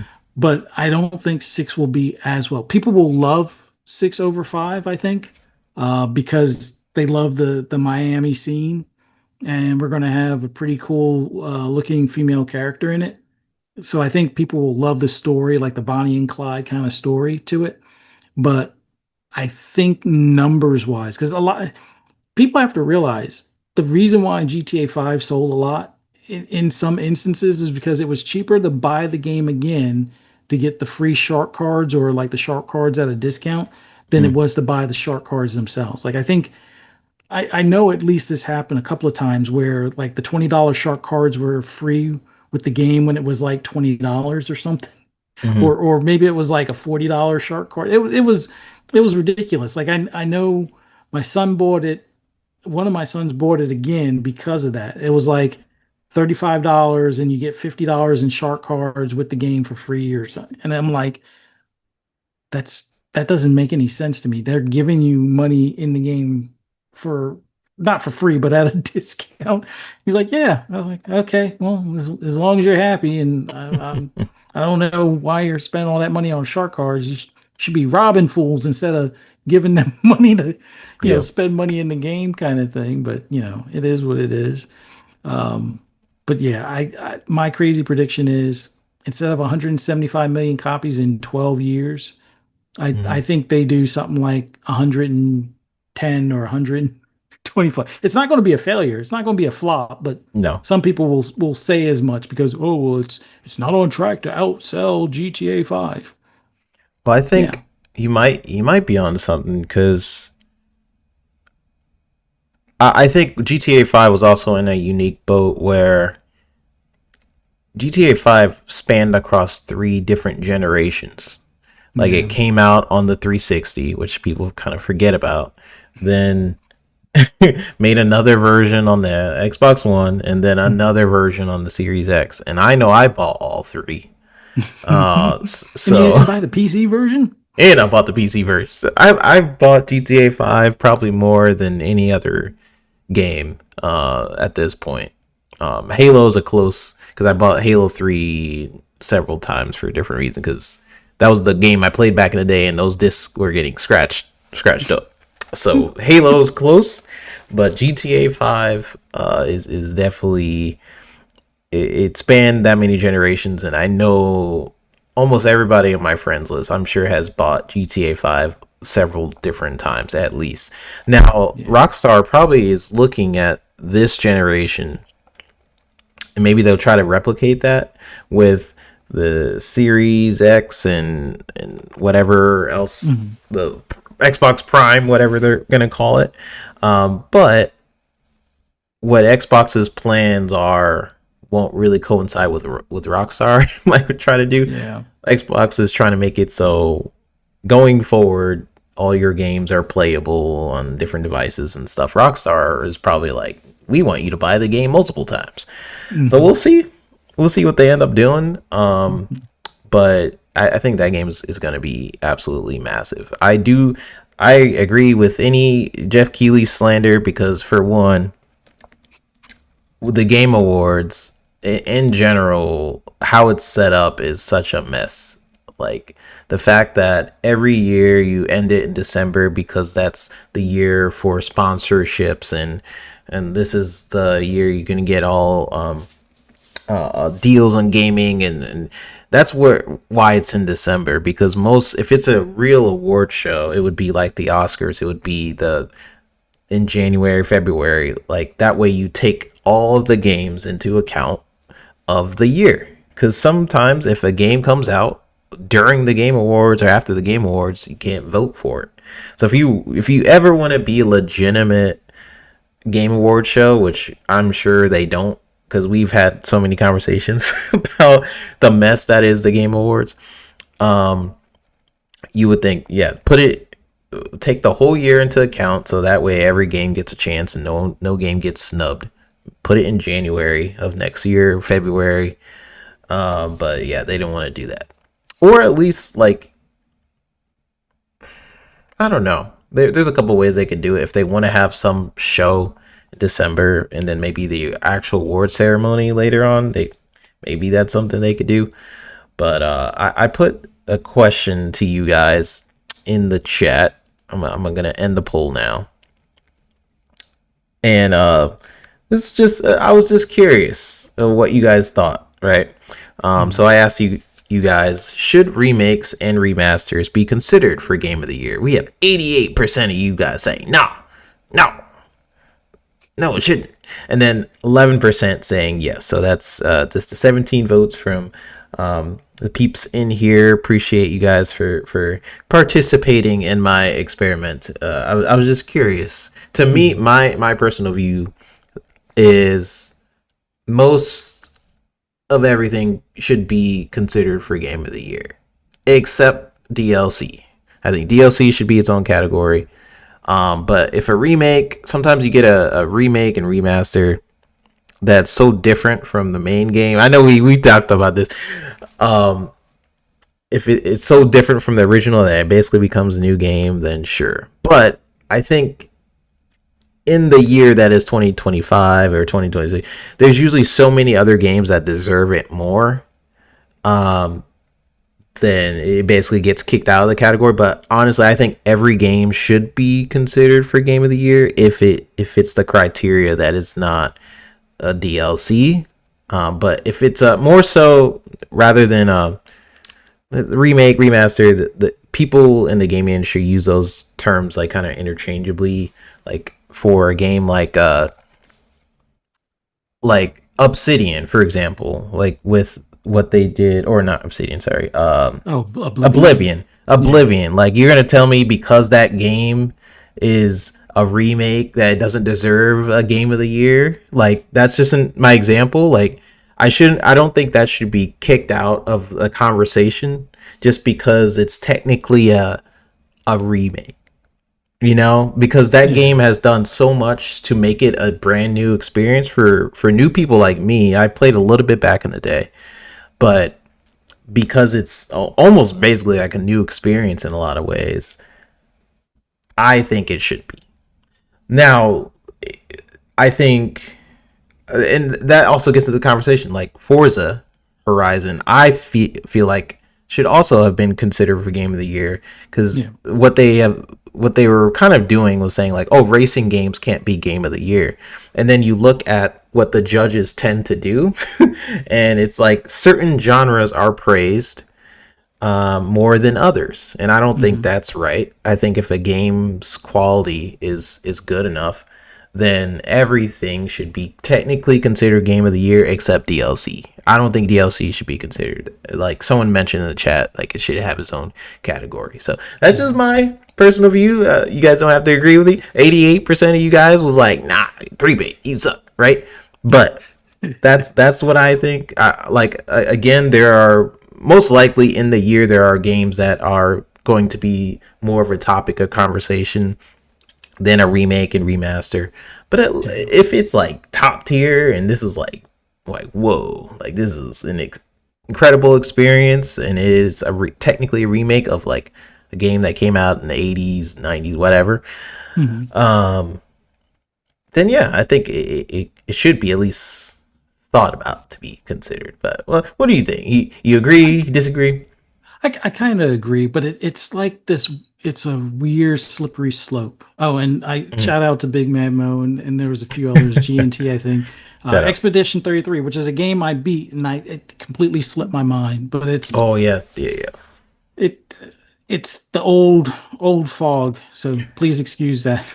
No, but when it comes to remakes and remasters, I think the thing that makes me say no is what they did with The Last of Us. Like Oh that yeah, shouldn't be because that's it's like you did it in PS3 generation and then in PS4 and now PS5. Like, is it improved? Yes. And they did the same thing with Horizon Zero Dawn. They gave it more of the Forbidden West look, but I kind of feel it doesn't belong. Now, Oblivion, when you actually look at the game, play the game from the PS3 or from 360 era yeah. to now, I think that's more deserving. And it's not because I'm an Xbox fan or Bethesda fan. I think when you take a classic and redo it, where it feels like the same game, it has some differences or improvements, whether it's the mechanics of it or the motion or the controls. Some of the quality of life improvements that they do between the menu or the leveling up and stuff like that. I think it should be considered. I might not vote for it, but I think it should be considered. But if it's something like, hey, we released this last generation and it was up for nomination less than 2 to 4 years ago. No, the remake that's for the next generation, I don't think. Yeah, I that's a mean, good point. but then again, there is effort put into the improvements of that for the next generation, but it doesn't feel fair. But like I said, Oblivion, I totally see it. Like even what they did with the Resident Evils, like Hmm. I think that deserves consideration. But The Last of Us, no. Yeah, when you bring up Last of Us, I'm like, oh heck no. But like, And there's if certain games. I'm GTA like, yeah. was nominated for it in PS3 era, I don't think it needs to be in PS4 era. Like I don't like I don't know if there's a rule that you could say, oh, the game must be more than 5 years old or 10 years old, because there's going to be a remake that's 3 years old that is way better than the original. It's like, oh, it was a single man studio that made this game, last year, and 2 years later, now they got funding and a budget, and now it looks amazing. There's going to be some games out there that are going to make us bend the rules, I guess, but yeah, there are good examples, and then there's not so good examples. Like an Mm. older game that's not a good example was what do you call it? Take Two did with the GTA Oh remasters. yeah, yeah. They were worse than the fan made ones. And the fan made ones were Bad. basically using the more modern engine and then kind of fudging the assets or creating the assets to look like a more up to date version. Hmm. Why they didn't do that? Well, I know why they didn't do that. It would cost them more money and take more time. I won't say the word cash grab, but it kind of feels like those were cash grabs. So those shouldn't be considered at all. Um, if anything, they should have like the opposite of a game of the year. That should be like a game Like a of Razzie the award in moment or movies. something, or yeah, a Razzie or something. Like, what are you guys doing? Like, stop just doing the quick buck turnaround. And I think one of them was like the mobile game version, just updated to work on consoles. Like, I don't think that's the way you're supposed to do a remake. But yeah, I Mm. some remakes, like I said, Resident Evil, Oblivion, those definitely. Like, I'm curious to see how Gears of War Reloaded pans out. Like, that might wind up being one that should be considered. I don't know. The Last of Mm. Us, sorry. San Andreas, Grand Theft Auto Remake. 3, and I forget what the other, what was it? Vice City, I think. Hmm. That those remakes, nah, not so much.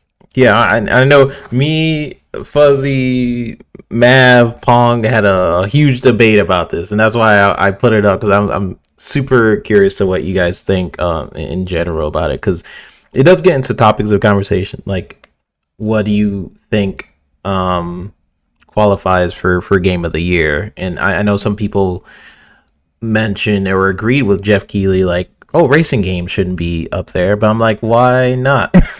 Like, if a game is good enough, then sure.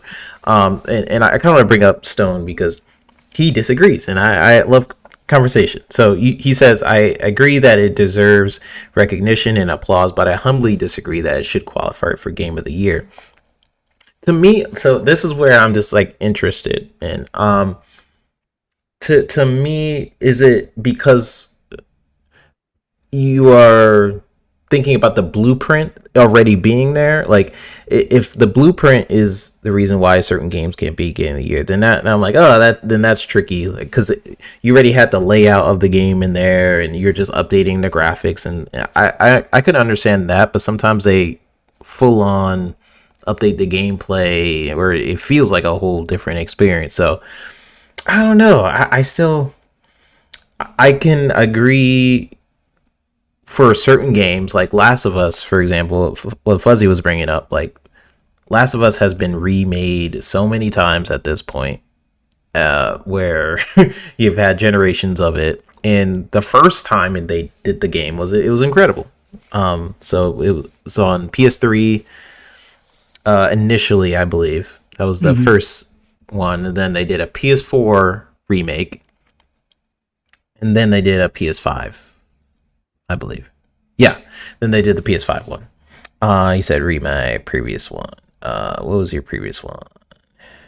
I believe there should be. So you're just saying it should be a different category. Yeah. I believe, which And I can see that, especially for DLC. Like that's one I don't think I could budge on it qualifying because, like somebody even said it earlier. It's like I think it was Poison. It was like if the DLC requires the base game, which if that was already nominated or is not nominated on itself because it's out of that year, then the DLC shouldn't get that category of game of the year. It should be DLC of the year or best on. And see, when I think of best ongoing game, that's another one that they've kind of fudged the listings for. Like best all the ongoing time, game, yeah. I think of live service.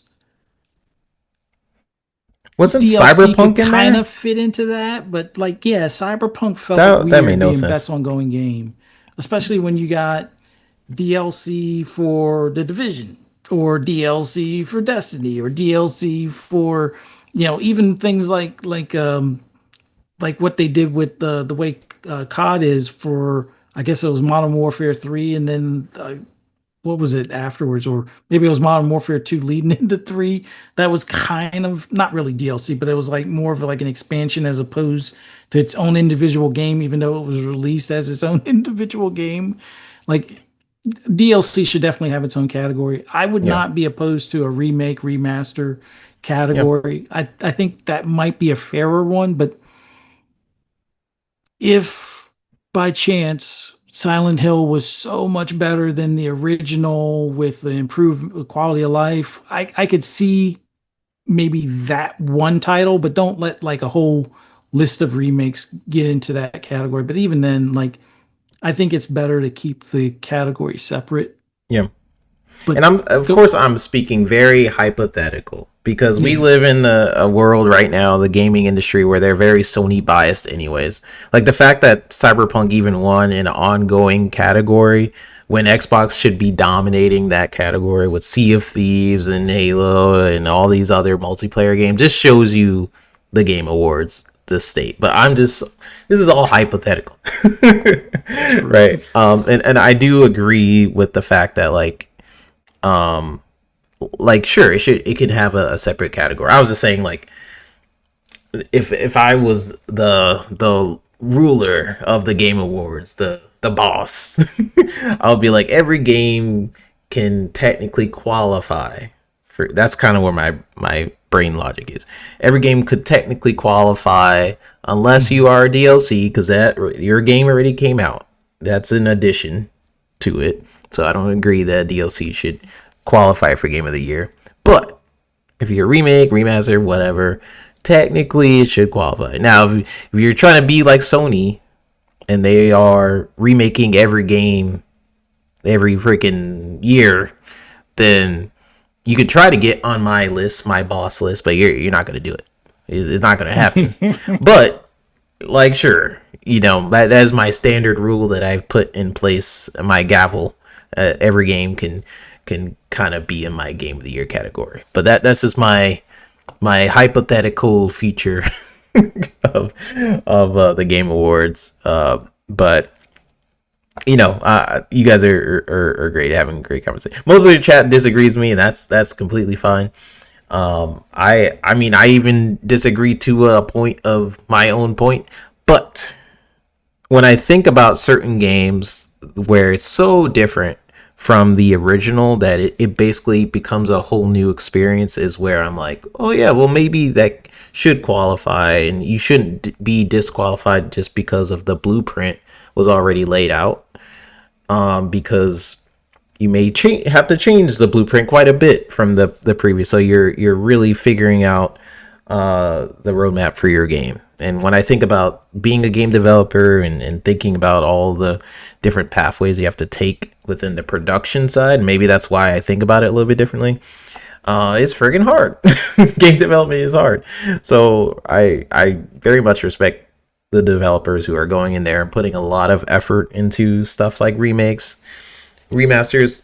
Sony, I don't know. Sony's on a different level of that conversation, just because I do think they do a good job with their remakes, but I think they rely on that like way too much, and some games do not need to be remade or remastered.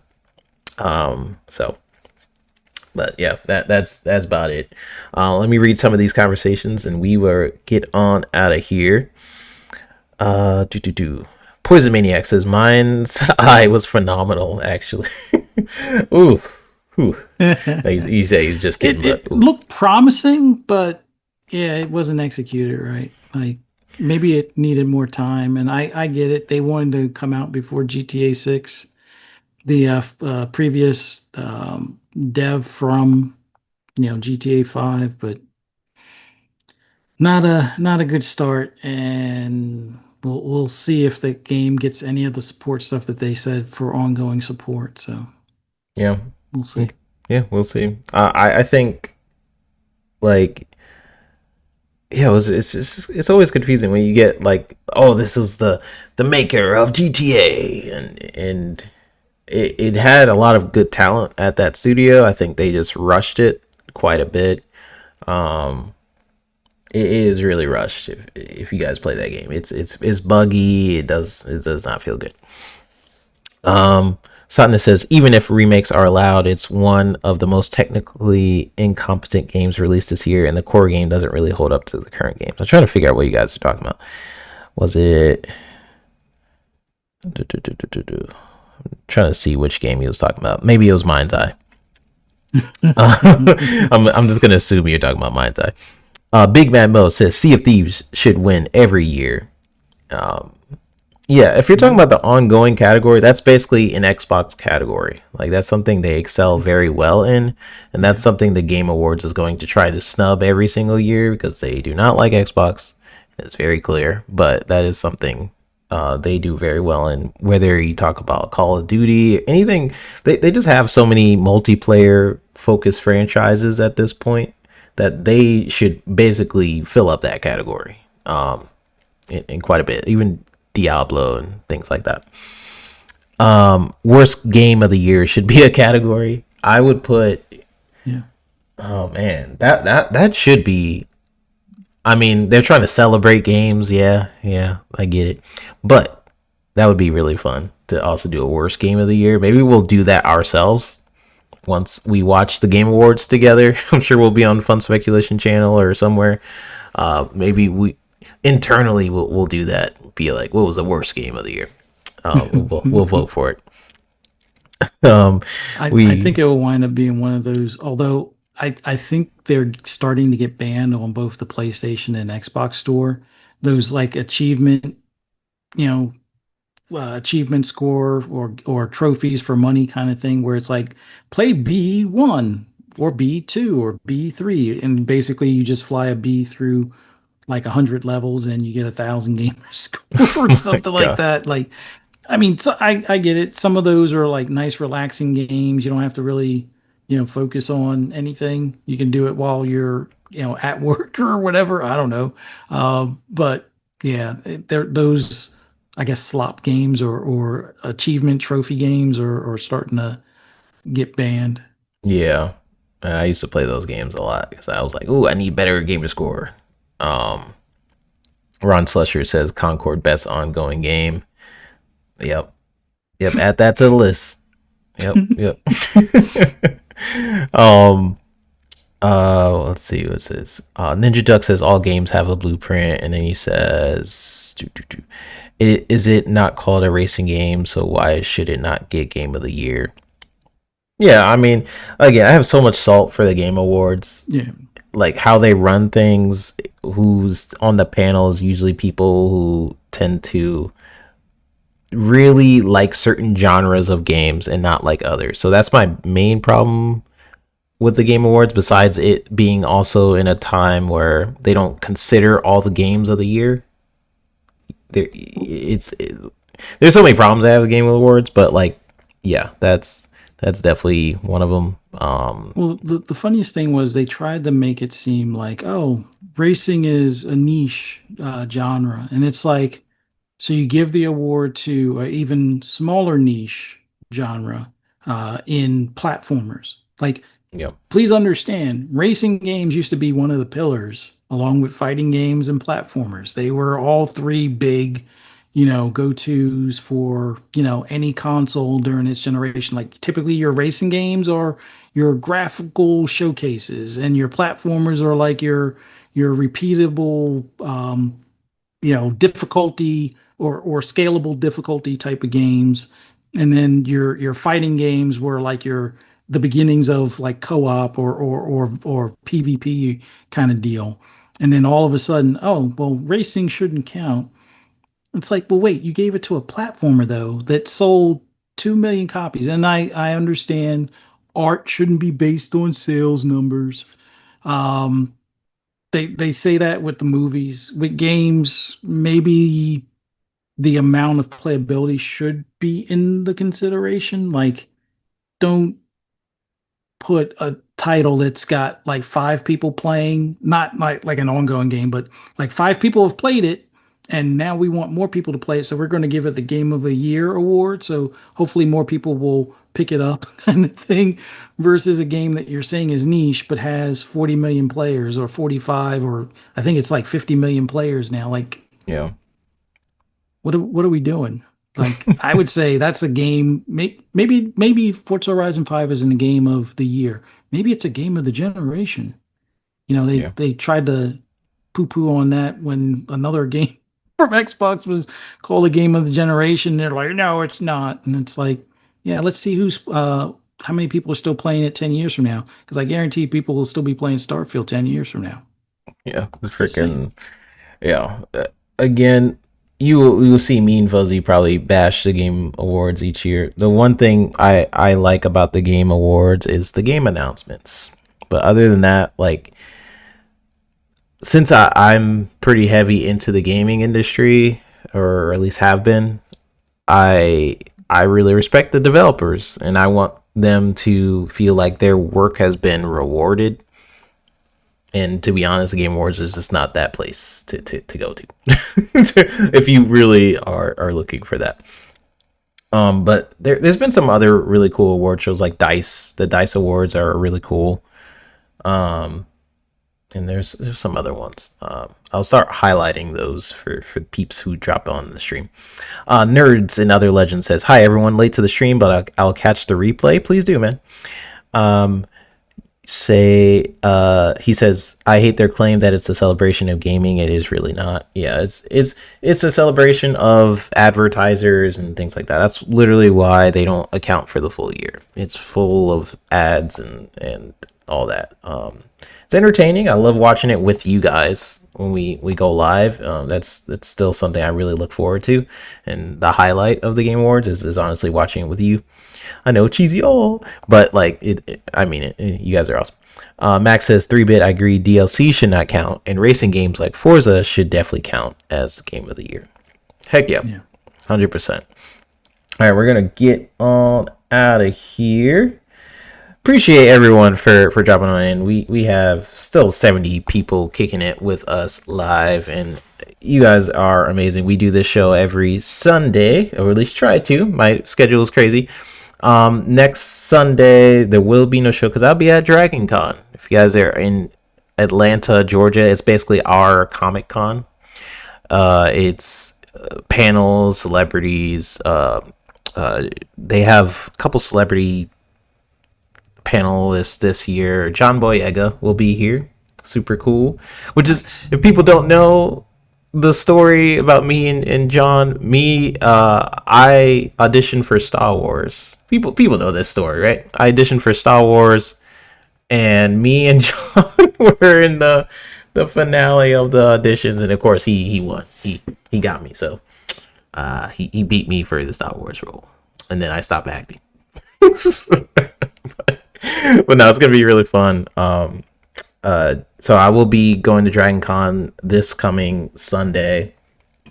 So no show this Sunday, but maybe we'll try and make up for a show midweek. We try to do that sometimes, but sometimes Fuzzy gets busy and then I get busy for mid shows, and they're like, okay, we'll just do another show on Sunday. So just look out for news. We'll see what's going on. But Fuzzy, please tell people where they can find you, good sir, and what you got going on, and close us out, man. Oh man, this was an awesome show. Love doing this every Sunday evening. just talking about the industry with you and everybody in the chat. Thanks for coming out and hanging out with us. Greatly appreciate the support, everyone. Truly appreciate it. And yes, I hope to by not this next Sunday, but the following Sunday to be in my podcast room and have a better camera set up. So I'm not like in this 2 to 3 feet window from it kind of thing. But man, this is an awesome time to be a gamer. Attack that backlog as best you can. We're going to be hit with a lot more stuff, surprise dropping in the Game Pass. Yeah, like I said, I'm not really overwhelmed, but I'm getting to the point where it's like I want to play my normal classic games, and then it's like, oh, this is a new one. I need to download it, and now I don't have any space on the hard drive for the other games I downloaded and didn't play. But everybody have a awesome week. Be safe out there. Play some games. You want to hear my rambles and rants on anything gaming? Just do a search for Fuzzy Belvedere. You'll be able to find me. All right, 3-bit. Let them know where they can find you. Yeah, everyone can find me right here on Pixelated Echoes every Sunday. I'm on the bluest of skies. Poison dropping our links in the chat. Appreciate you, Poison.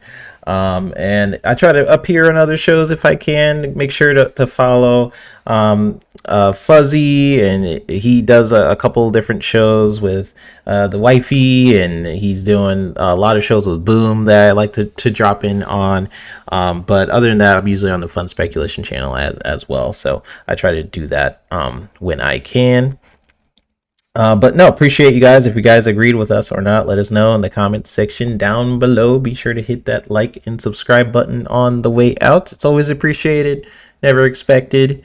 And yes, sorry, I had to drop that 3-bit lore, Poison. It was like, ooh, 3-bit lore. Yes, I was almost in Star Wars. Maybe I'll tell the full story of that on the next episode. So you gotta come in to find out what happened, how I didn't get the part of Star Wars. But no, appreciate y'all. I'm 3-bit signing off. Have a good one, y'all.